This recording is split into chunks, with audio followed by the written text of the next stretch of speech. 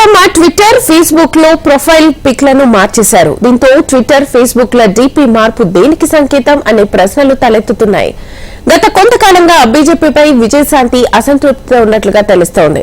కాగా విజయశాంతి లాంటి వాళ్లు కూడా కాంగ్రెస్ లో చేరే అవకాశం ఉందని ఇటీవల కొందరు కాంగ్రెస్ నేతలు చెప్పడం ఈ అనుమానాలకు తావిస్తోంది.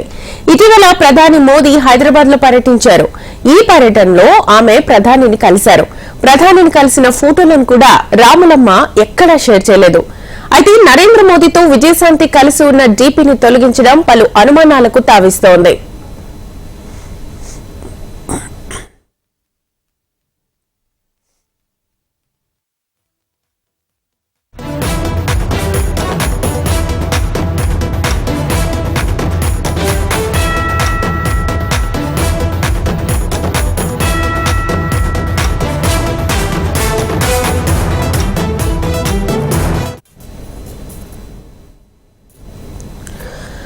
రాములమ్మ ట్విట్టర్, ఫేస్బుక్ లలో ప్రొఫైల్ పిక్లను మార్చేశారు. దీంతో ట్విట్టర్, ఫేస్బుక్ ల డీపీ మార్పు దేనికి సంకేతం అనే ప్రశ్నలు తలెత్తుతున్నాయి.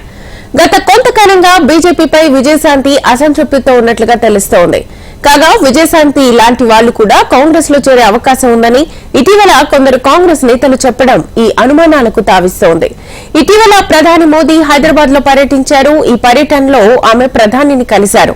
ప్రధానిని కలిసిన ఫోటోలను కూడా రాములమ్మ ఎక్కడా షేర్ చేయలేదు. కాగా నరేంద్ర మోదీతో విజయశాంతి కలిసి ఉన్న డీపీని తొలగించడం పలు అనుమానాలకు తావిస్తోంది.